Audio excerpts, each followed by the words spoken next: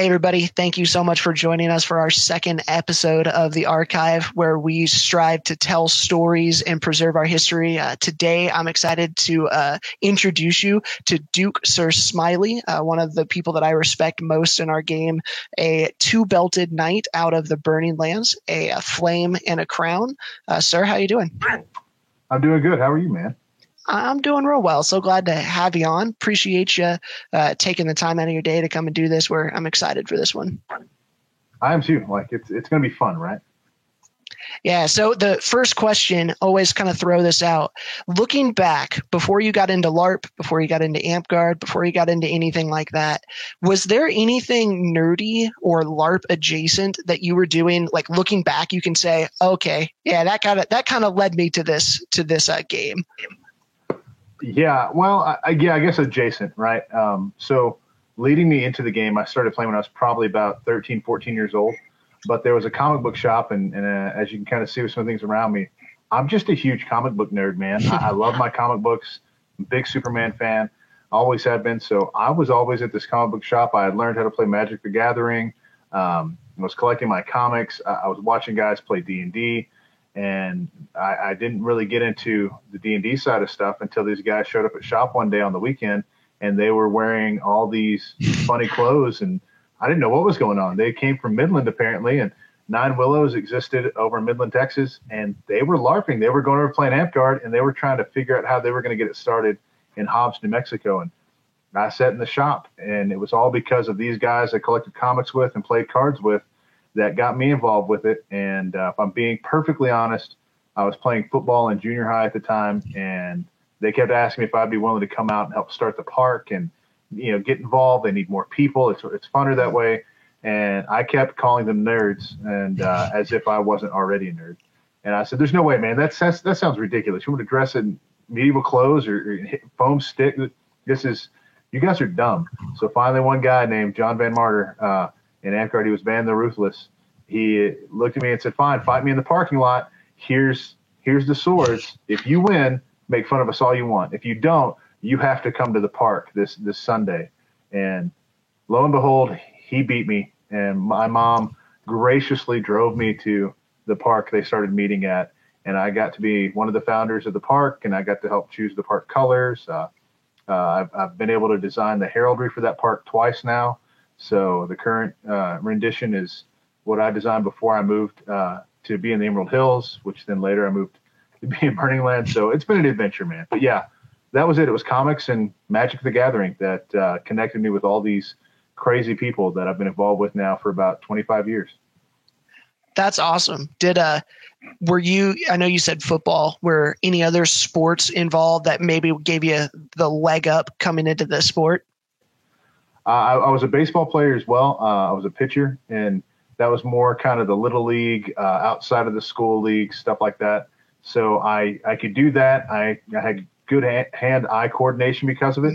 So that became kind of natural, especially when I got on the field and I was like, wait, you can make throwing weapons and you can throw them at people. So man, I was hosing it at people until finally somebody said, yeah, I mean, when somebody's close, you probably shouldn't throw it as hard. But I was still a clunky athlete, if that makes any sense. So I wasn't that great, but I did have a bit of a leg up over, maybe a few of the players on our field that had never played sports of any type before. I could fight and ditch for an hour or so and not get winded. And everybody else was like, I can't breathe.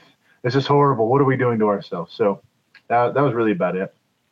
Cool. I always find it fascinating how, where the seeds were planted for people before they got into LARP. Did you do the role play stuff? Did you like the D&D? For you, it sounds like the comic book stuff was the main inroad to it. That's pretty cool. So tell me a little bit about your first year. You said it was a new park and doing all of the heraldry and learning all of that. What was the first little bit like? It was interesting because after school, when school was in session, right, and I was in junior high, the comic shop wasn't too far, so I would just walk from school to the comic shop. And when my mom got off work, she'd pick me up there. So that just became my hangout place. The guy who owned the shop eventually let me work there, and so that turned into hey, you're always here. Why don't you organize all the back stock of the comic books for me until your mom picks you up, and I'll give you a couple comic books for free.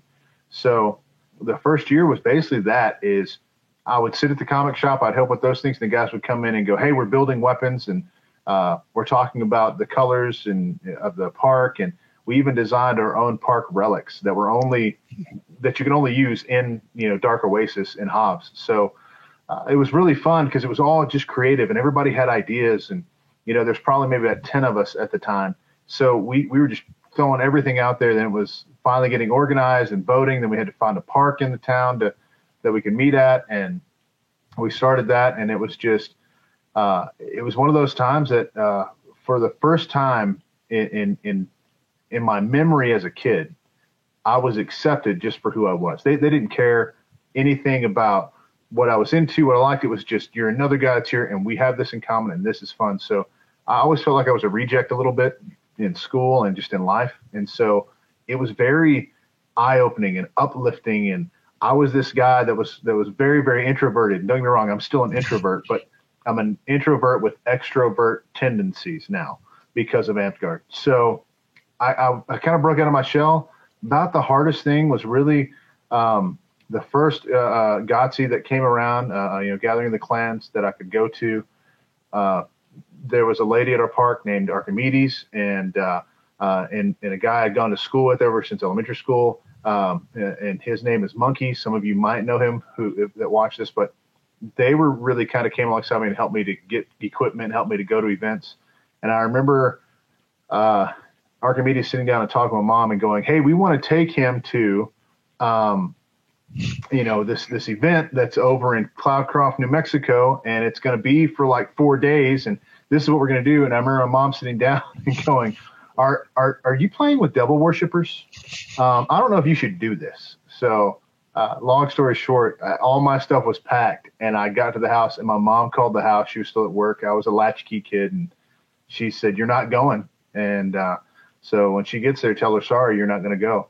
And I was devastated, absolutely devastated. But other than that first year was just really, it was just building everything, learning how to do stuff. I went to Walmart. Obviously I couldn't sew. So around Halloween time, I went and bought this stupid, like $5 black cloak and cut holes in it. And it had a hood on it. And then I found this rope and tied it around me. And that was my garb until, probably about 6, 7, 8 months later that my grandmother made me some new garb, and it got involved where I got closer to my granny with that. And she would help me make garb and teach me some things about sewing. And next thing I knew, I was walking on the field with garb that had smiley faces all over it, which is how I got the nickname Smiley. And so that first year was just a lot of making new friends, getting out of my own social awkwardness, having more confidence to be able to speak and meet with people and go hang out at someone's house. I mean, I was that kid. I just never did those things. So I knew what my life at home was, and I was learning what life outside of my home was for the first time at about 13, 14 years old. So it kind of just grew me into the person I am now. Yeah, I don't think if I would have been playing at 13 or 14, my mom would have been too happy with it either. I don't think that would have passed. So what kingdom was the first kingdom you joined? So that was the Kingdom of the Golden Plains. We started the park in Hobbs, and so because Nine Willows was already a part of the Golden Plains, they were in Midland, Texas. They were about an hour and a half away from us, and we were in Hobbs, New Mexico. And I don't think Golden Plains at the time had any parks in New Mexico. Dragonspine kind of laid claim to all of New Mexico, and we came alongside and we started the park and got the contract signed with the Burning Lands at the time, because that's how it used to work. And we wanted to join Golden Plains, and they voted, and they were like, yeah, we have a new park in Hobbs. And we started having people come and visit, and that was it, man. So we were all Golden Plainers, and it's still where a huge part of my heart is at. Well, that's one of the cool things. Looking at your wiki here, you've bounced around to a few different kingdoms, and that's one of the things I love about Amtgard, because my career, your career, has a very high probability of bouncing around quite a bit, and being able to know that no matter where you go, there's going to be a community of people who share interests with you, no matter what part of the country that you're in. And I think that's one of the coolest aspects of our game. Oh yeah, for sure. And I mean, you nailed it. We both have similar careers, and being honest, me and my wife have talked about it similar to kind of being in the military. You don't know where you're always going to be stationed at or where you're going to be called to go. And just everything for us has been in the United States. So we're open to wherever we go. And I've talked to my mom and my in-laws and other people. I've always told them, but that's okay. I can go anywhere in the country. And I bet you I can find somebody that I can hang out with, I can instantly connect with, network with, and play this silly foam fighting game. And it's all over the country. So there's not too many places I can go that I can't get connected somewhere, which is a good thing. Well, and you look at, because it is everywhere, you get a built-in community buffer. When you're getting to a new place where you don't know anybody. I know I moved probably 4 years ago now. And that was one of the first things I did when I got here. After I kind of got unpacked, is I figured out where the local park was. I started making friends, and it really made that transition significantly easier. Oh yeah, same for us. When we first moved, from Hobbs, we moved to Fort Worth, Texas, and that's how we ended up over there. And honestly, at first, we went out, I think, and found a park. The first couple months we were there. And I already played the game long enough, so there was connections I had made with some other people in the area. But we didn't play. We stopped. We didn't connect with anybody else for about 2 years. And I just focused on working on my master's degree and doing my job. And that was it. And then all of a sudden, 2 years later, I got tired of staff meetings, having to leave and go home and then drive 15, 20 minutes back for a staff meeting and then leave and go home again. And, because it was just going to be about an hour to 2 hour break in between when we were at the building, and then when we needed to go to the staff meeting. I was like, we've hit all the malls, we've done everything we can. I have an idea. There's an Amtgard Park like 10 minutes away. Let's go over there. And I got connected again and started right back up from that. So we had about a 2-year hiatus, but we knew people and instantly made connections again. That's pretty cool. So how long after when you came back from your hiatus did it like click in your mind, this masterhood thing, this knighthood thing, I'm actually close, or I want to pursue it? What did that process look like? Well, that actually didn't come with the hiatus. Before we had left Golden Plains, I had already gotten my Master Rose and got Knight of the Flame before we made that move. The downside is I was knighted in 2011 and we moved in 2012. So it was a little rough. And I knew I was already eligible for a crown belt in Golden Plains as well, but that was life. It was time to go. And so we went. But going back, and I guess, backtracking a little bit, to the masterhood part was, I was probably 18 years old and 19 years old. And I knew that it was possible. I'd gotten to about 6 orders of the rose, 6 or 7. And I was all, what do I do? I'd been through a few different belt lines, and I just, had numerous people that encouraged me, had lifted me up, had helped me, had pointed me to the right direction, especially on the service path. And every time I played the game and thought about knighthood, after the first couple of years, then it's when I started thinking about it. Before then, it was like I get to hit people with foam sticks, and that was it. That was the fun part. So that was where it happened, and I knew knighthood was something eventually one day I would want to try to look towards, and masterhood was something one day I'd want to look towards. But it wasn't until I was probably about at 7 or 8 orders, and I had my knight, who was Sir Barug at the time, before I became my knight, he was one of the ones that encouraged me, and I just kept going. And then all of a sudden, I had about 9, 10 orders of the rose, and I went, man, I'm here. I'm right here. I could have my masterhood, and that turned into, that's how I became Sir Barug's squire, and he started fighting for me to get my Master Rose. And he came to my house one day and said, it's still possible. And so I was like, really? So this is exciting. But I've been told if you already have 10 roses, you can get 10 more. And once you get 10 more, then we'll give you your Master Rose. And so, I got a little deflated and went, man, I'm never gonna have, so I almost gave up. But with my wife and my night encouraging me through all of that, numerous other friends, I realized that that wasn't the voice of the majority. That was the voice of just a select couple of people. And I just kept going. I just kept doing what I was doing. And at 19 roses, I finally got a master rose. But that's how it all started, man, was I hit about 6, and it's like you're playing that video game and you're grinding away at everything, and all of a sudden you're like, oh my goodness, this 1 feet in this game is possible. I think I could do this. And then I just kind of put everything into it. But it was this path, it was the flame path that was the most important to me, that I wanted to reach for and try to achieve the most. And so I just kept going, man. That's awesome. So on the flame, what like examples of what you were doing as you were coming up? Because I think sometimes when we have people who look at the rule book, it can be kind of nebulous. It's like a 1 is this and a 10 is this, but what's that 7 or what's that 8? So someone who's who's watching this and they admire you, they want to follow in your footsteps. What are some examples of what your roses were looking like coming up through the ranks?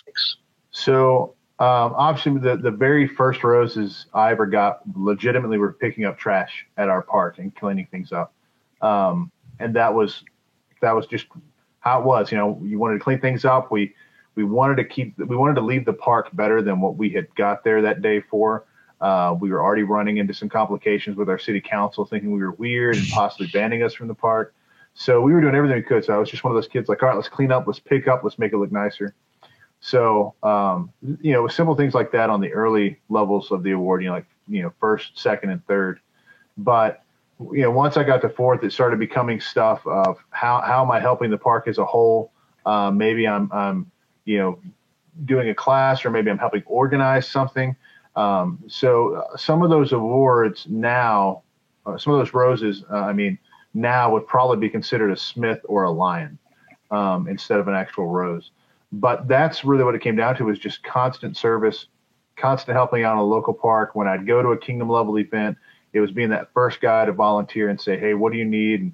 And whether that meant, being the guy that was running trash or helping at gate, or there was one time I remember we were at one event site that was close to Seminole, Texas, and we had just this blizzard that came through, and people were getting out and leaving. They couldn't stay. They needed to get home because of the storm. And I volunteered because it wasn't too far from Hobbs. Hey, I'll stay here and help make sure everything's cleaned up and stuff like that. So literally people who were running the event, they left because, I was there. And me and a couple other guys, we stayed, we cleaned everything up. We locked everything up. We gave the keys to the people we had rented the event site from. We waited for the storm to clear by Sunday morning, and we stayed inside this little place that had a fireplace for like a day and a half with like 5-6 of us.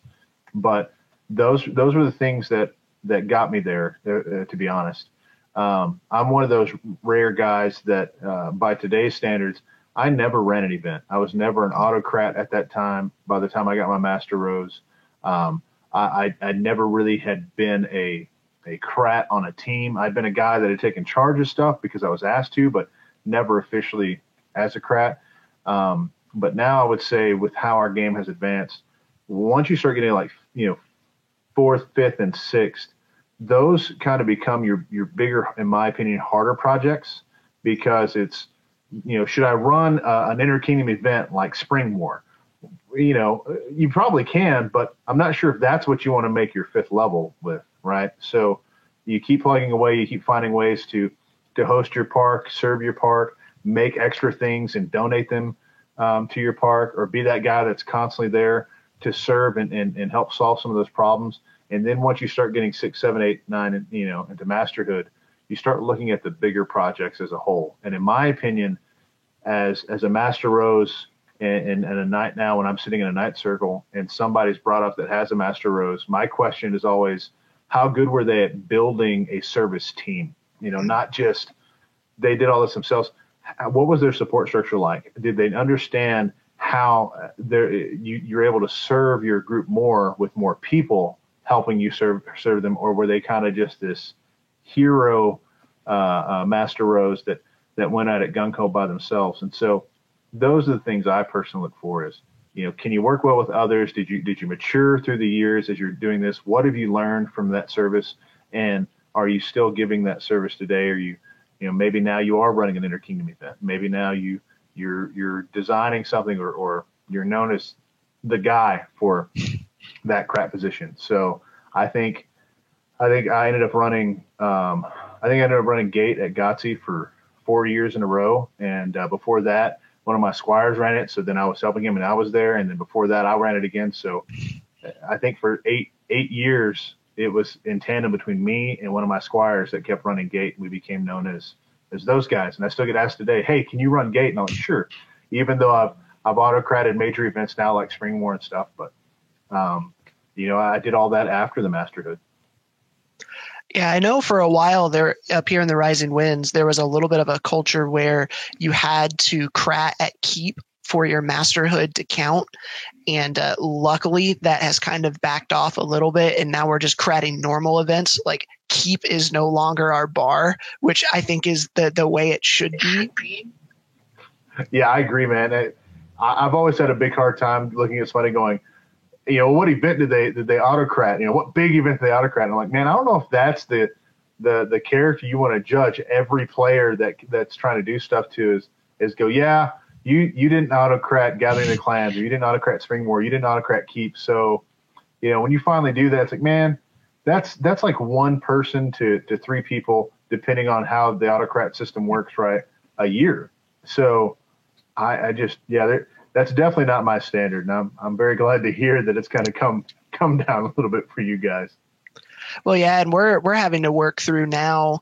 How do we want to give lions versus roses, right? And so we have switched to cratting events is now what we're giving high-end lions for. And then roses we're still trying to figure out what that is. And that's been a fun interplay. Do you have any opinion on that matter?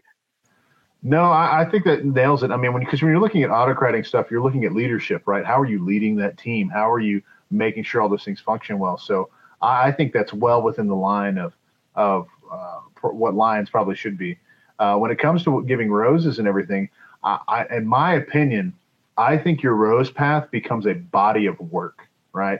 That everybody wants to go, well, it has to be this. And so this gives us, an X amount of stuff, and therefore that's a master rose.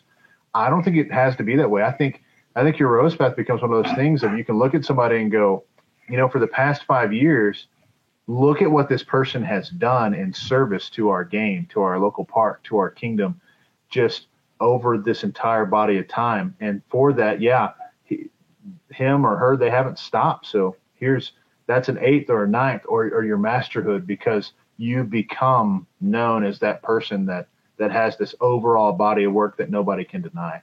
And I think that's something I fought for in some Night Circle is constantly asking, well, what's the body of work? You guys are talking about individual things here, but give me the body of work. How does that look? And I think your rose path is the way that should go. I think definitely more than any of the other ones, because rose is the one where, like, for instance, I'm a Serpent Knight. I love the ANS stuff. I don't like giving masterhood for someone who's made 57th level things. I don't like that as much. But on roses, man, if you've committed service for 5 years, even if it's quote 7th level, that has made the game significantly better than me making paracord belts, 50 of them. Oh yeah, 100%. Because I mean, at that point, you're looking at awarding your volunteers too. And so if we're being honest, man, being a volunteer in any organization, especially in a LARP organization that you're trying to find those people that can help out and keep events running and keep the park alive and all this, man, it gets daunting and exhausting, and burnout can happen extremely fast. And you find that person, like you said, that's doing it over and over and over again. Sure, it may be considered 7th level work, but that's a consistent. They've taken all the junk anybody's thrown at them for all these years and still have made memorable moments and helped make memorable moments over and over again. If I'm king, you know what? I'm probably going to do everything I can to recognize whoever that is at the highest level I can, because without them, our game doesn't exist the way it does. Yeah, if we're gonna over award, if that's even a thing, I'm good with over awarding our roses. Like hand those out. I don't get the people that are stingy on those ones. Oh, I agree. I'm definitely one of those master roses that's not, you have to go through everything I went through, or you have to, the bar has to be set higher than what it was when I was got my master rose. I'm that guy that's everybody's different. Everybody has different specialities and stuff that they do in their lives and how they work at stuff. Man, let me recognize as many people as I possibly can. Let me be Oprah for a little bit, and you get a master rose, and you get a master rose, and everybody gets a sure. I'll do that.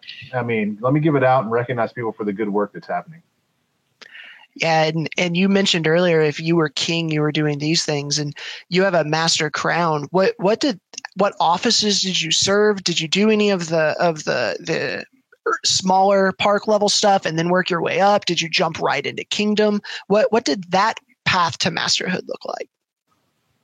So funny story. I actually don't have my master crown. Oh, but that's for a reason. I specifically asked Calthrax, who before we had moved here to Burning Lands, while he was king of Emerald Hills, and all the orders of the crown came about, not to give him a master crown because I was. If you look at everything, I was the last knight created under the old system before the orders of the crown came about. And I want to say Bjorn was the one created using the old system after the crowns came out. Like he was already qualified before then, but I had gotten it before the vote had ever happened for the orders of the crown. So we both get to hold this unique place. And I went, no, you know what? I don't want master crown. I want to earn it again. Like let me start all over. That'd be really, really cool. So I'm excited. 2 weeks ago, I got my 3rd level order of the crown. I'm happy, man. I'm stoked. But no, in hindsight, all those things, yeah. I started local. I served our local park. The first position I ever had was our local champion. Man, I was gung-ho. I brought a whiteboard with an easel out to the park, and I had a schedule and what the games were called and what we're going to do, and nobody paid attention to that. It did not work out at all. But, yeah, I started on the local level, served there. Got really, really good at being prime minister. It's my favorite position, and in my opinion, the hardest position in this game to serve at and serve at well. And so that became my bread and butter. And in Golden Plains, I went from serving as our local park monarch and champion and regent and GMR and prime minister to I finally ran for our kingdom prime minister and won. It was the first election that. It was the first election that I ran for kingdom office that I won. I ran for regent and lost earlier, and then I had to run, after that 6 months, and somebody challenged me. So the first time I was unopposed, second time somebody challenged me, and I won that election, and that became the first contested election I was ever in that I actually won. Everything else up to that point I'd always lost. So, but yeah, that's where I started. It was just learning everything locally. We had people that had experience as they went on, and we founded the park and stuff, and all grew up together. Some of them had already served in Kingdom office before I ever did. So I had probably 5 people just to lean on and go, trying to figure these things out. And I ended up staying in that position for 2 years straight, and then moved to Emerald Hills and served locally again when we started back up after a 2-year hiatus. I actually started almost the same way. The first local park position I had in Emerald Hills was our local champion. And then I think I became our local GMR, and then I became our Duke. And then I ran for king and lost. And then I ran for king again 6 months later and won and ran unopposed again. So there's a record here. I'm just saying. and that's how I've been able to serve as king of Emerald Hills and 4 terms as kingdom prime minister in Golden Plains. So that was kind of the path, but all of it started local. All of it started there. That's awesome. You say that you jumped back in to the local champion.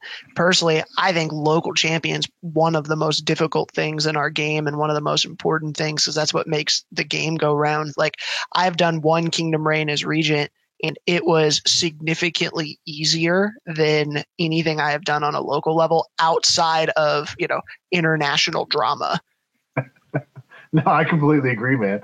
I think our local level positions get way overlooked and a lot of assumptions made that on a kingdom level, it's harder or more challenging. I don't know, man. When I was king of Emerald Hills, we had we're nothing like you guys. We don't have like 47 parks on 5 different planets. We only had 12 at the time, but it was much easier being king and doing that and understanding delegation. And that was probably the easiest position, I'm not gonna lie, that I've ever had this entire game. Local positions were harder than that. Being Kingdom Prime Minister in Golden Plains was harder than that. Being king, that was easy, man. I would love to do that again one of these years. That's crazy to hear that, because I see at least in our area, and maybe it's because of our size, I see burnout from once people get king, they either will do it once or twice, and then I never see them touch any local or kingdom office ever again. And so to hear you say that for you, king was the easiest of them is super interesting to me. What do you think was A, the most enjoyable thing about being king, and B, what do you think was the most difficult thing about being king?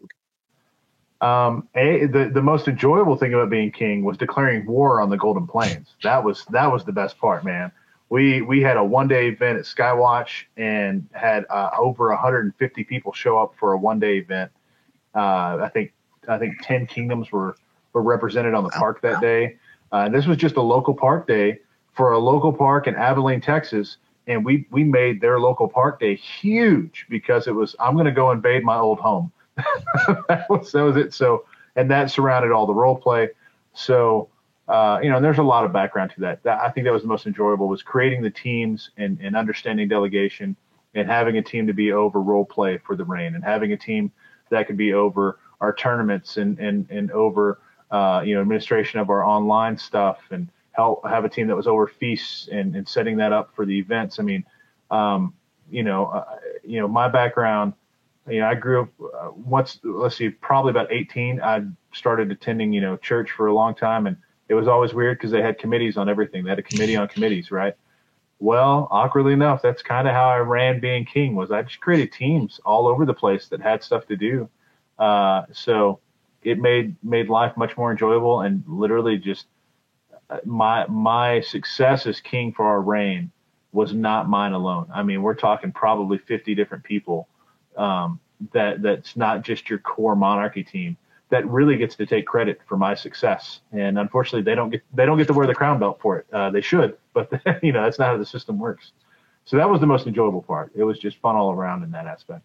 The hardest part, honestly, usually, and I think this comes even on the local level, holding, monarch, prime minister, or GMR, was having to be the one that people's going to come to if somebody's messed up or there's an allegation of something and the code of conduct comes into play and you have to start talking about bans. That's always hard. I was lucky enough. I never had to ban anybody during my reign. That doesn't mean that I didn't have anybody come to me and talk to me about stuff, but most of the stuff we were able to handle going to that person directly. There was even some moments to where just suspending somebody from the park or an event for a week or so without having to ban them under the COC, because once we looked at it, it didn't seem that severe. But the hardest part for that was this. I was king, my wife was prime minister, and one of my squires was GMR. So I knew instantly, once elections were over and that was our slate of officers, there's no way we're going to be able to make a ban without having any type of problems. So I created a COC committee, a COC team that wasn't the main 3 officers, and it encompassed individuals from all over the kingdom. I think we had 7 members on that team that range from the major fighting companies to every park and then every level, as well as cultural and ethnic backgrounds, were all on that committee. And then it was just, hey guys, if somebody brings us something, we're gonna present that to you. We may have already made a decision, but we're gonna lean heavy on what you guys decide. Are you willing to do that job? And so we had 7 people that said yeah, and so we put things in their hands, and they reviewed stuff and looked over stuff and dealt with things that God bless them, they didn't have to. And man, they'd come back with stuff and go, I really don't think the person needs to be banned. However, we do think there's something in this aspect needs to be done. And so it ended up pulling some knowledge of better ideas than what we had to handle it. So that was the hard part, just waiting with bated breath. Oh man, what's the first person we're going to ban? And is the system that I thought up, is this going to work for what we have in this game? And lo and behold, it did. And so I suggest to any king or queen anywhere, create a COC committee on the side that's not your main three officers and say, hey, review what we're doing, and let's create a checks and balances here, and let me know. And man, it honestly, it saved me from making probably some bad decisions. So. Yeah, I can see that. We kind of have that built in. I don't know if this is an AmGuard wide thing or if you guys have this or not, but our board of directors has banning powers as well as our three. And so that kind of the monarchy team gets first dibs at it, and then all of those are reviewed by our board, and it works in a very similar way. Nice. Yeah. If at any point in time when you're dealing with stuff like that in any organization, if you can have checks and balances for proper accountability, man, you're doing something good. I mean, it may not be perfect, and I'm not sure if any system ever will be, but you're doing something good. So you are in a kind of a unique position having both the belts that you do, because I don't know very many people that have both of those. So naively looking from the outside in, I see crown belt and the skills needed to pursue that and be excellent at that. And I see the flame belt in the skills that are needed to be excellent at that. And they seem to have a ton of overlap. And I have questioned a lot, why do we have two separate belts? What do you have any thoughts on that? What's the difference having both? Where is one different than the other? Should they be two separate belts? What do you think? Oh man, you had to say belts. So to be perfectly transparent here, I'm a guy that constantly fights that we should have only one knight's belt or no knight's belts. So I can get behind that. We'll get that out of the way. But no, you're right. There's a lot of overlap, because if you're going to be a crown knight, if you're going to get to that point, if you're going to get your master crown, almost all of that is service to your kingdom, right? In some way, whether it's on the local park level and then moving up to the kingdom level. So, and then you look at Master Rose or Master Smith or Master Lion. Well, all those are also service to your kingdom on the local level and eventually the kingdom level, right? I think the direct difference is, for instance, like a Master Smith, you're going to be dealing with somebody, at least in today's culture of AmGuard, that's usually building battle games and running stuff at major events or on the local park level. Back in the day, you also had guys like Clue, that's out of Emerald Hills. He got his Master Smith doing Bardics and running things like that over and making them larger and bigger and better, and then on the kingdom level and then on the IK event level. So you have this mix there, but that's just service in that context, but it takes a lot of leadership skills to make those happen. So that overlapping becomes one of those things of, I think, the crown level is one of those things that directly should be looked at in the difference of someone can get a flame belt without ever holding any office of any type in this game period. But you cannot do that with a crown belt. You're going to have to step in and hold offices and actually show the leadership in the organizational structure of your groups locally or the kingdom and nonprofit as a whole. And I think that's where those two things diverge to become two separate belts. One's going to honestly be dealing with the organization and leadership of it. The other one's going to be you can also be part of that, but it's going to be service to it, and you don't have to touch that side of leadership. Yeah, I can see that looking from the outside in, but all I could think about that whole time you were saying that is I love the idea of just one belt. Expand on that for me, because that sounds like such a great idea. Well, I mean, this comes from being in the game for 25 years, and I've heard all the arguments of stuff like gatekeeping and this person doesn't deserve that belt. They're more equipped for this belt, or take your pick of some argument we've probably heard. But when it comes down to it, I've always found it interesting. Once I became a knight, sitting in knight circles and being in EH and Golden Plains, and not so much here in Burning Lands. Burning Lands still is very that old traditional. Your monarch makes the knight, right? Now our monarchs are still asking knights and getting opinions and stuff, but that doesn't dictate anything. It's very different than what I've been used to in the past. But usually when you're sitting there and that, you're asking, is this person worthy of knighthood? Well, when you get to a second belt, the argument is almost the same. Was this person worthy of knighthood? And I have to go, wait a minute, time out. The person's already a knight. Are you saying we need to talk about them not being a knight? No, that's not what I'm saying. I'm talking about, and so if the argument is, I don't think they deserve that masterhood, that's one thing. But it never goes that route. It's always, well, I don't think this knighthood this or this knighthood that, and it's all, I don't get it, man. You've already voted them in as a knight once. They're already a knight in our game. Why are we hashing this over again? And so for me, I look at it, we should just have one belt, and your masterhoods can lead to that one belt. And once you get it, you're a knight. A knight's a knight, and a knight over and over again. So I both of us get to serve in that office, right? And I don't think we look at each other and go, well, he's not knightly for crown or rose or sword. It's more, he may not be eligible for those because he doesn't have his masterhood in those. But we're not making an argument of your capability and character of being a knight. So I'll be that guy that's always going, guys, go back to one belt. It makes so much more sense. We don't need to have more. Yeah, I can get behind that a lot. Let me throw you kind of my working hypothesis, and you can pick it apart. Tell me what you think. I would love fundamental systematic change where we make masterhood not a requirement for knighthood at all, but we focus more on the character and quality of the person that we want. But then we have, call it, we are requiring them to have an 8 and 2 7s or 3 7s or some. I want them to be able to show that they have knowledge in multiple areas of the game to be able to teach and direct people to those things. But by separating that out and making masterhood not a requirement, it automatically elevates masterhood. Because right now there's very little difference between masterhood and knighthood practically. We have some stuff on paper, but for most kingdoms, it's a stepping stone. Once you get masterhood, it's knighthood. And if you don't get knighthood after that, it's just because you tick somebody off too much in the COK. And if we focus more on the character of who we want leading, and in my opinion, one of the main duties of the knight is to make sure that new players are enjoying themselves, safe, and are going to come back and want to play again.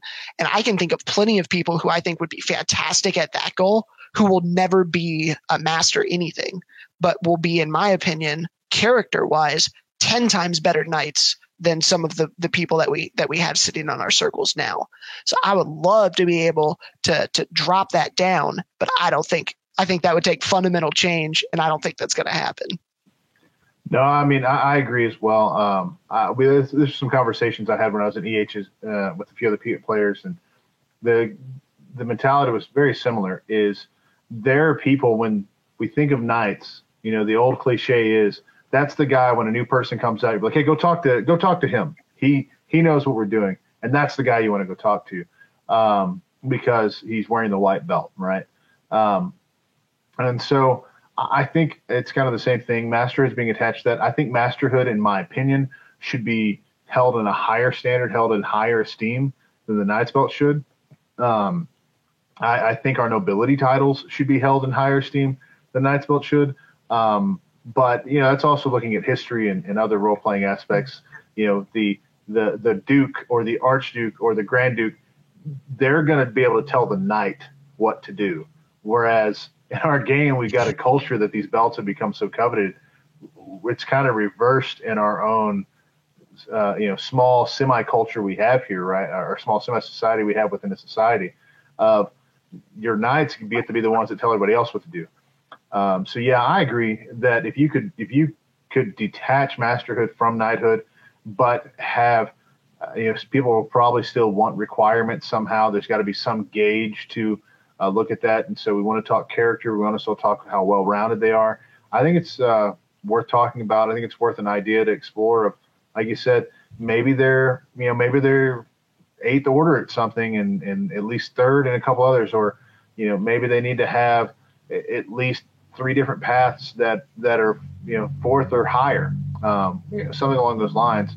And I think those people could serve with high character within the context of what historically we would know a knight to actually be, right? Like I want to see a sword knight that may not be a warlord that can train people to fight, that eventually one of the people they've trained becomes a warlord. Maybe they become a sword knight as well, but they become a warlord because warlord is this masterhood, their mastery of their craft.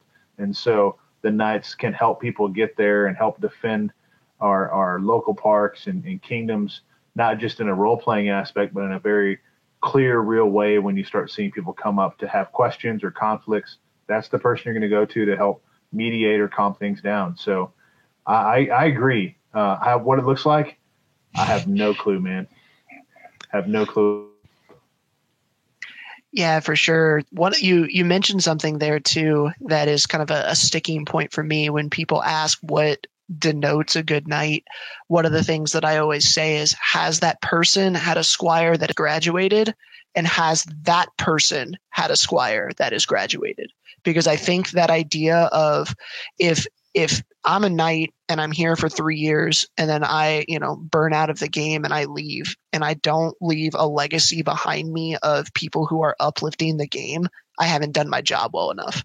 So I like that point that you made a whole lot. Is there anything else when you're looking at the knighthood for Amtgard? What is that role inherently supposed to do? Like what is the job of a knight in your mind? Because for some people, those are very widely different if you ask people what knights are supposed to be doing in our game.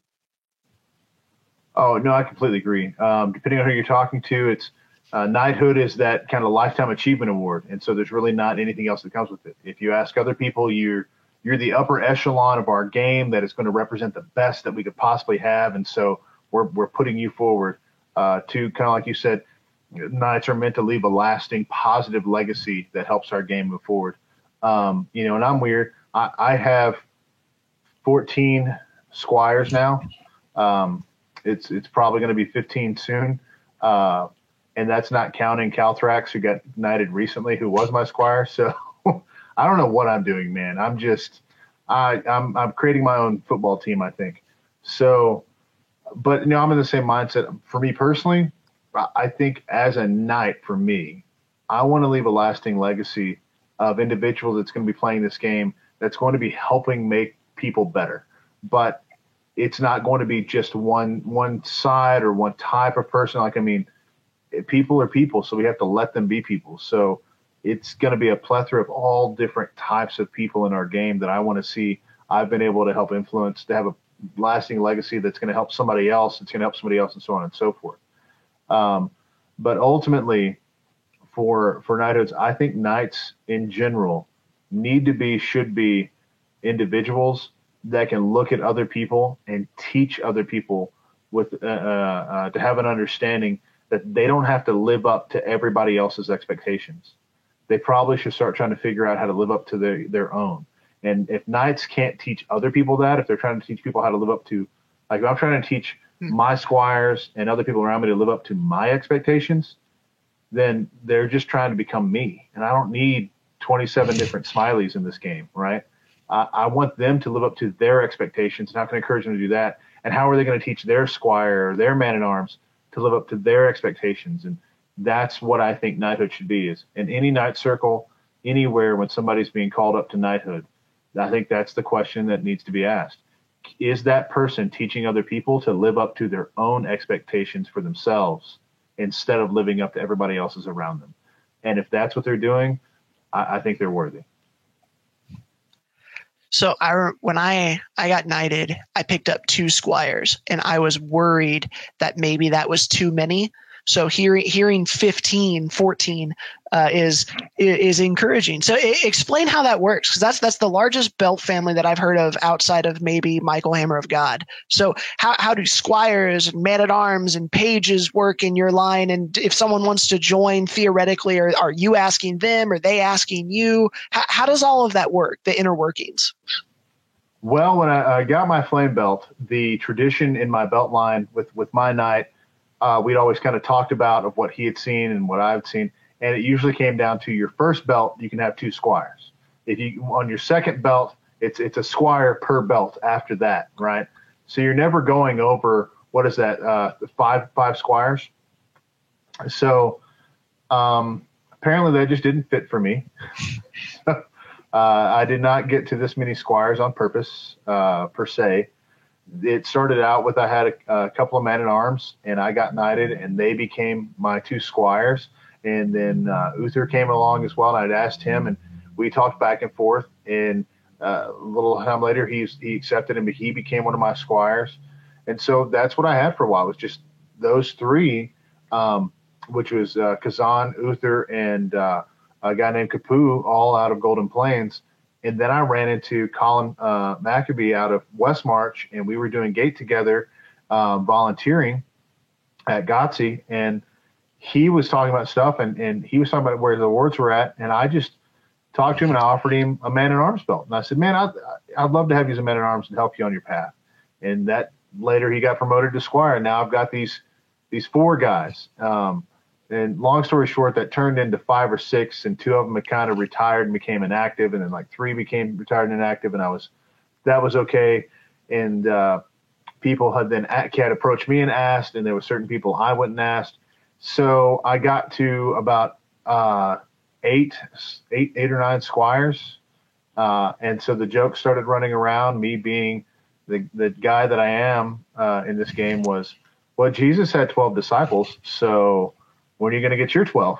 And that became the running joke. And sure enough, at GOTC, we got there. Uther had already been knighted crown in Golden Plains. He had actually left my belt line and became squire to my one of my squire brothers who had been elevated to knighthood. And so he wanted to work on the flame path, and he asked me, he goes, hey, could I be your squire under the flame path? Which actually isn't as uncommon as you think, to have a knight then also ask another knight to squire them again for a specific path. So I went, sure, man, you've always been welcome back in our belt line. And then that picked up 2 more. There was 2 other squires that I'd been kind of talking with, and that put me exactly at 12 at GOTC one year. And I was like, okay, that's it, I'm done. That's all. I can't do more than 12, man. We're done.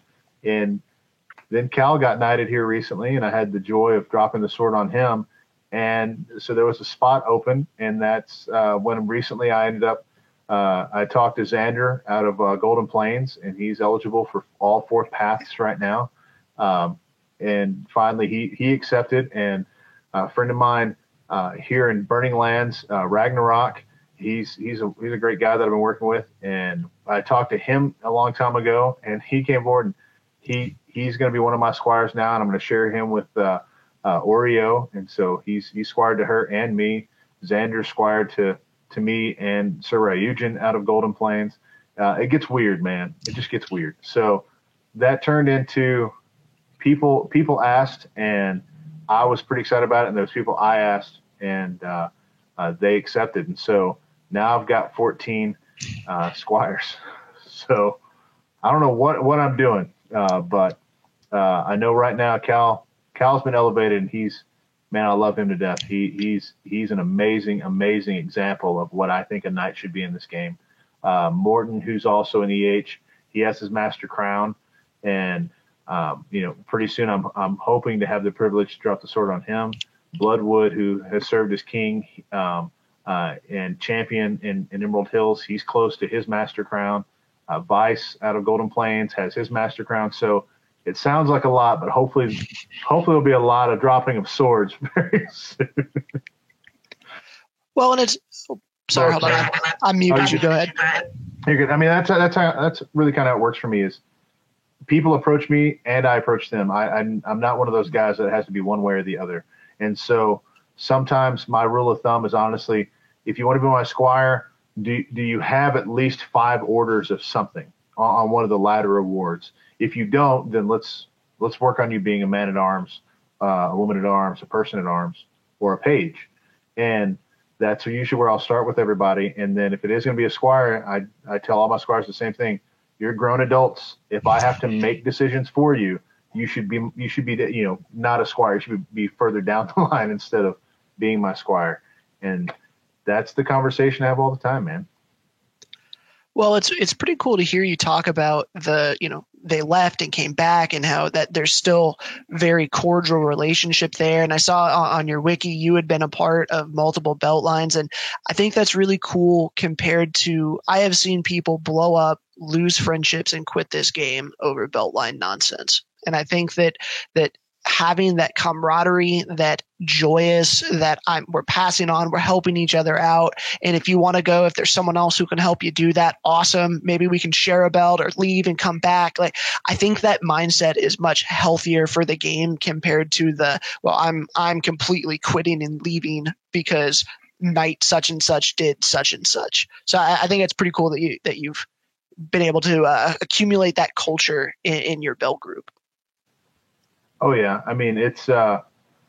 I guess I don't know how else to be, right? I don't want to hold grudges on anything. I mean, I get upset about stuff. Don't get me wrong. I mean, ask anybody who served on a board of directors with me in this game, behind the scenes. I get pretty upset about some things every now and then. But when it comes to that stuff, I don't see a reason I need to hold a grudge. I understand people grow, things change, expectations become different. They might feel that there's a better fit for them somewhere else. So in that aspect, I'm perfectly okay with that. And sharing belts and stuff like that, that's definitely my belt line. Morton is my squire and Sir Albie's man at arms. Bloodwood is my squire and Sir Avatar's squire. Then you have Xander, who's my squire, and Ryujin's squire, and Ragnarok, that's my squire, and Oreo's squire. Uther, who was Sir Otto's squire, and then came back to the belt line and already knighted, and now he's my squire. So I believe there's always a path to people staying connected. Forgiveness can always happen, and sometimes you just need to be honest. And I have no problems being that guy going, you know what, I messed up, you didn't, and I'm sorry for that. And they don't have to forgive me.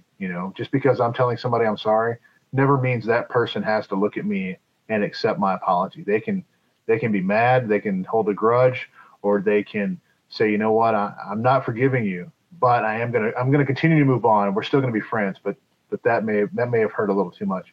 And so I do the best I can to try to stay humble, or at least example, humility in those aspects. Yeah, for sure. I remember when I was a new player, I had two people at Park, two very good friends of mine, both offer me page belts within like 2 days of each other.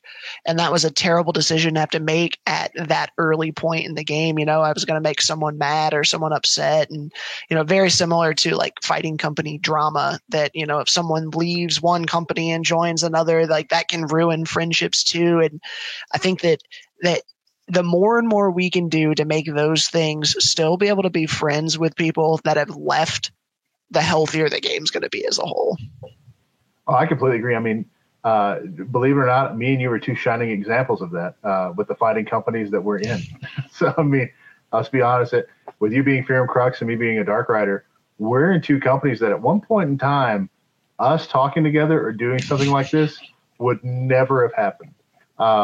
But again, like I said, people grow, and I think that's perfectly okay. I can look at the past on things that I was upset about and look at somebody now and go, yeah, I was an idiot. I'm sorry. and move on from that. So, here we are, and life continues on. I don't think there's any reason to cap that off. And I definitely don't want to be that guy that's going to, be a cause or reason that people aren't going to play our game. I want our game to get better. And the only way that happens is that people understand how to let people be people and continue to communicate with one another for the betterment of our game. Yeah, for sure. And for listeners who maybe aren't aware of intercompany drama from 15 years ago, my fighting company split from his fighting company 15 years, 17, however long ago it was. And there was definitely bad blood is probably a easy, nice way to put it for a long time. And that was before my time. And so I have only heard stories about it, but there are still riders up in the Rising Winds, and things seem to be cordial, at least since I've been around. So I am glad I didn't have to participate too much in all of that. Oh, it was rough back then, man. I'm not gonna lie. I remember traveling up and all of us being together, and a lot of your company bros who are still in Ethereum Crux to this day, right? Being at their house or them being one of the houses we were staying at and caravanning together and having Dark Rider Team A, Dark Rider Team B, and fighting and juggling. I mean, we had a blast, and then things went south, and words got said, and attitudes happened, and like you said, a split happened, and I don't think everybody took it the way that everybody initially thought it was going to be taken, and it got worse. And now here we are, and we're like, I like those guys. I like those guys too. Hey, let's, and so I'm happy to see that as human beings, we have the capability to progress past any old school or hurt feelings. So it works out, man. I hope there's more of that in our game than probably what we've seen in the past. Yeah, for sure. And if I'm reading your wiki correct, you were a writer at one point, left, and then came back, correct? Kind of, yes. So I was a Dark Rider, had actually gotten kicked out of the company, and then about 10 years later came back to the company. And so and it was something that for inside of our own internal structure shouldn't have happened that way, and everybody in the company agrees. And so a lot of the people that from that time that got kicked out, essentially we've kind of set back, and we have what's called a golden ticket. And so those guys, if they ever want to come back, there's no questions asked, there's no hard feelings. It's welcome back, welcome back to the company, welcome back to the family. We're that's a part of our past we want to put behind us. And I was one of those guys, and still had a company called the Archangels that got started because I got kicked out of the Dark Riders, and actually another Dark Rider came with me. So the Archangels were a fighting company, started from a breakout from the Dark Riders as well. So when I came back, I got to be in both companies, and then the Archangels took a vote and decided to become a household, and now I'm just a Dark Rider again. So maybe you can get some advice on here too. It's hard for me in this game because so many of the things that I adore and love about this game come from fighting companies, but so much that is toxic about our game comes from fighting companies and from rifts and from splits and from rivalries and from all of that. And so how do you, maybe on a personal level, keep things fun and competitive, but without letting it go like so far, again, driving people out of the game bad? So I think a lot of that, like you said, it comes back to some very old school rivalries. And there's a lot of people that will talk about this company broke off from this company and then this. And so like if you talk about the Corsairs, I think there's like 7 companies that exist today because they broke off with the Corsairs, right? It's something that's happened in our game for a long time. But you're right. I mean, it's fighting companies that we're here for. We're here to fight together, compete together, go onto the battlefield, and just work as a team to, for lack of better words, dominate what we're trying to do. And because you're being competitive in that aspect, I think it can be hard. Feelings can get hurt, or you've done something wrong, or your team keeps losing, and so now you're frustrated with whatever, or you think somebody's cheating. And so I've kind of learned through the years now, a positive attitude really does rub off in wherever you're at, right? So even if somebody, I don't know, maybe hits me too hard or purposely targets me while inside of our company while we're fighting, I go out of my way to shake that person's hand and just tell, hey man, good game, good fight, good day. I had a lot of fun. Even if that guy tried to wreck me and make my life miserable for that period of time, I try to have that good sportsmanship and go, man, it was a pleasure fighting on the field with you. And then I usually find the next engagement or the next day or the next event, it's, oh, hey, I remember Smiley. This guy's really cool. And we kind of build a camaraderie, even though we're on opposite sides, we're on different fighting companies, and just constantly try to build that positive attitude. The downside is as well as I do, you're in a fighting company and somebody's picking on one of your guys and singling them out and making their life hard. With your instrument, you want to come to their defense and defend that guy, and so that can be hard. But I've really tried to no longer look at it that way after all these years. It's just, for lack of better words, we're dressed in funny clothes, hitting each other with foam sticks. I don't know how serious I can take ourselves. We're not in the NFL. We're not in the major leagues. I'm not getting paid millions of dollars to be a foam fighting athlete. So I don't think I need to take it that seriously. If I think somebody may have blown a shot on me. Does it frustrate me? And can I get mad sometimes? Sure. But I'm going to do everything I can to try to show that good sportsmanship and encourage my guys that are around me to do the same thing, right? And say, just keep a positive attitude, shake their hands, be nice.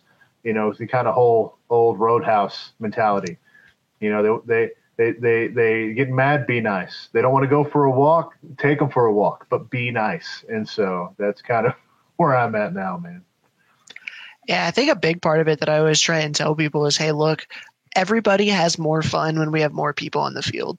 And if what you are doing is going to drive people either A, off the field, or B, out of the game, you need to take a serious long look at it, because we just have significant more fun. Like, for most people, keep is, or, you know, gathering the clans, those large events where you get that many people on the field is more fun than your 6-person park day.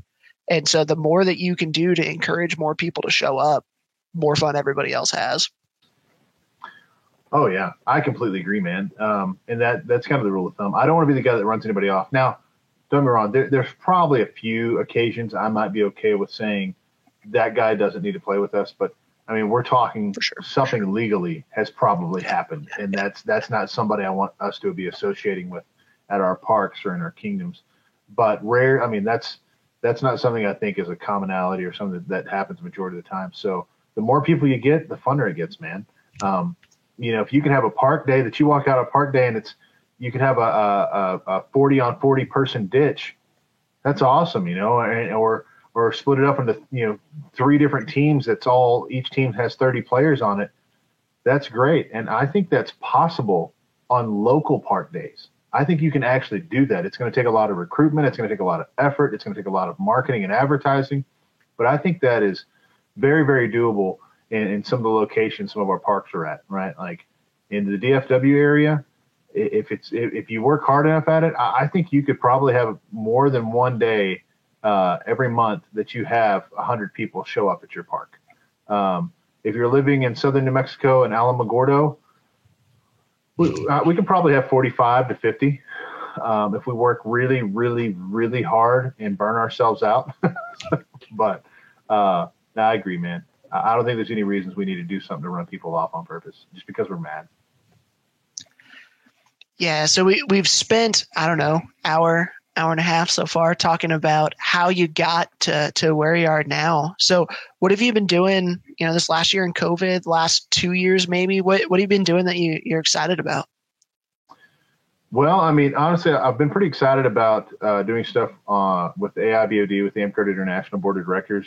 I ran for the position unopposed to fill a seat that became vacated. And then GOTSA came around and we had a transition of officers, and a couple of the guys got elected and other officers rolled off. And so we needed to elect president and secretary and treasurer, and I got thrown under the bus. But it's actually been a fun time. I'm pretty excited to see some of the things that we've been doing. You know, if you've been around AmpGuard and your head's not been under a rock, you know that we've been fighting a lawsuit for a long time. So I got really excited through COVID that I encouraged our board. Let's go ahead and pay the entirety of our attorney fees. Let's get that done. I know we need to do everything else, and we can work with our kingdoms to help us accomplish what we need to accomplish as an organization. But let's put that behind us and be fully done with it. So that's done. We got the ruling from the courts on it. AmpGuard is officially AmpGuard International's, you know, name. We own the IP now. So and that's done and over with. I was very excited to be on the board when that happened. I honestly had no causation for it. That was nothing I did. It was already in motion. So there's guys well before me that should get the thanks for that. But I've been excited about that. I've been excited about the progress and how we're moving forward in our game. But honestly, I've been more excited about the idea of getting to travel to Canada and visit a kingdom outside of the borders of the United States. So I'm working really hard to save up some finances and see if maybe, just maybe, in the next year or two, me and my family can take a vacation to Canada just to go play Amtgard outside of the United States. So those are the things that I've been working on. Besides, I own Smiling Foamworks, and so I'm constantly tinkering and trying to develop some type of new weapon or some type of new weapon tech. So that's always fun. New/old idea foam dome shields will hopefully be a thing very, very soon for us. So those are kind of the main things I've been excited working on currently, besides just taking a bit of a step back and being a guy that people can ask advice of instead of necessarily being in office. And that's been pleasant. I haven't done that in years. So I literally went out to the park before COVID started and had a little hand axe that Valance out of Golden Plains made and gave me, and played Druid with no spell list, and just played and nerded out, and everybody was laughing and having fun at the end of the day. And I didn't have a care in the world. I wasn't in charge of anything. I wasn't necessarily in an office. And those are things I'm excited about now. I'm at a point that I want to focus on making things. I want to focus on the serpent path, which is probably why I should talk to you more often about what I should do. I got my 7th Order of the Dragon a couple weeks back. So I really need to kick things up in gear. I got my 5th Order of the Owl, and I've got my 8th Order of the Warrior, and I've won 5 Kingdom level tournaments. So I need to get back in shape. So those are things I'm focusing on and working on that I'm excited about, that aren't service and leadership necessarily to our game. And it's a whole new area for me, man. I've never really focused on these two areas in Amtgard. So it's been a lot of learning, man. Lots of learning and navigating new waters. Well, we will definitely throw a link for Smiling Foamworks in our show notes, and every listeners go check that out. I saw swag. I saw a post for that, hats and stuff. Looks pretty cool. So now the question though is which Canadian kingdom? Because aren't there 2 of them? There's Nine Blades, and isn't Viridian Outlands in Canada too?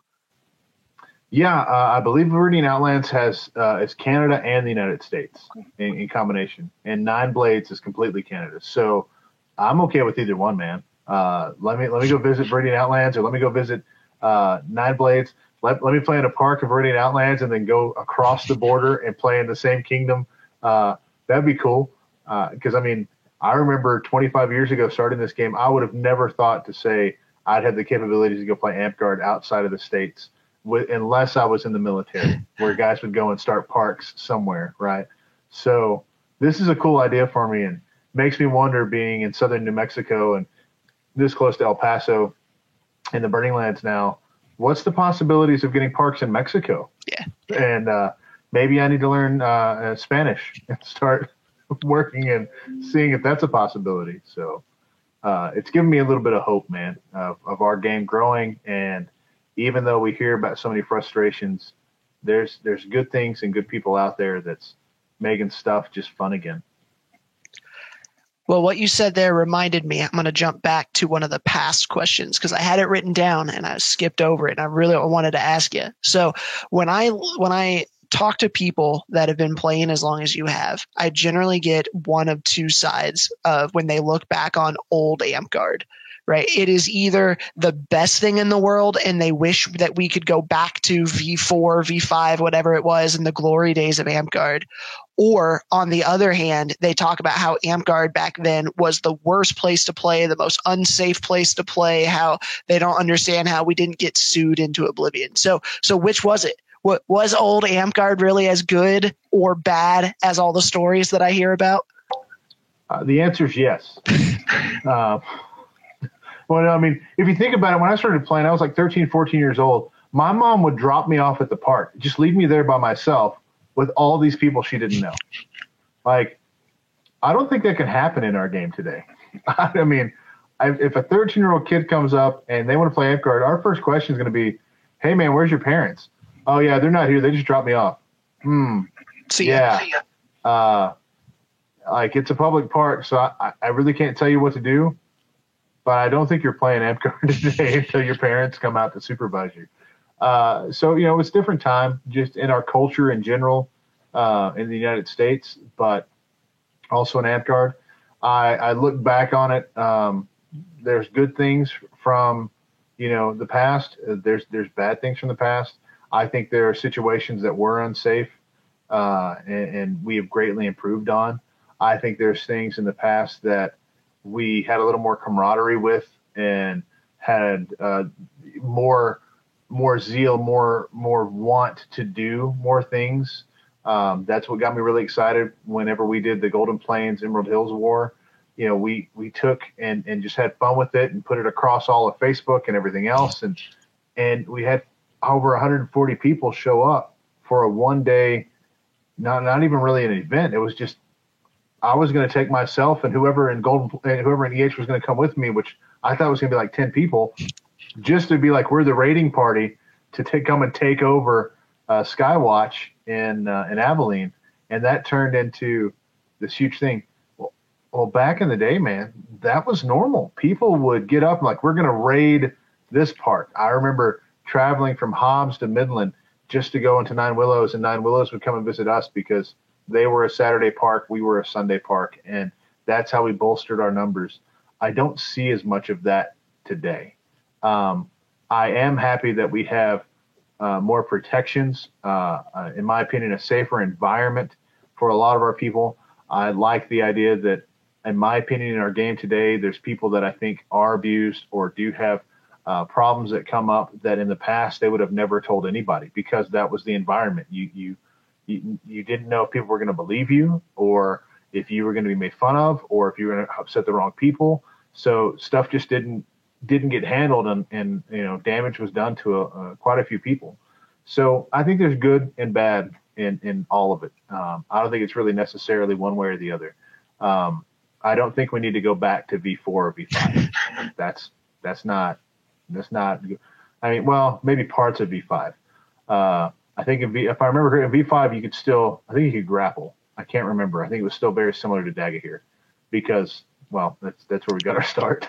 But by V6, man, sure, I'll take V6 back if we want to, or have a V6 park day once a month. That would be fun. But I think we're good where we are. I think there's a lot of progress, and I think there's still a lot of problems, man. I think it just depends on the perspective that you have, right? As we grow up, every generation before us has no idea of what we're about or really understands us. And then we get older and we look at the generation after us and we ask, why are you eating Tide Pods? It doesn't necessarily mean we got it right. It's just, I think that's human nature in general. We always look at the past and think of it in a nostalgic way. And everybody who's here doesn't really understand where we came from and vice versa.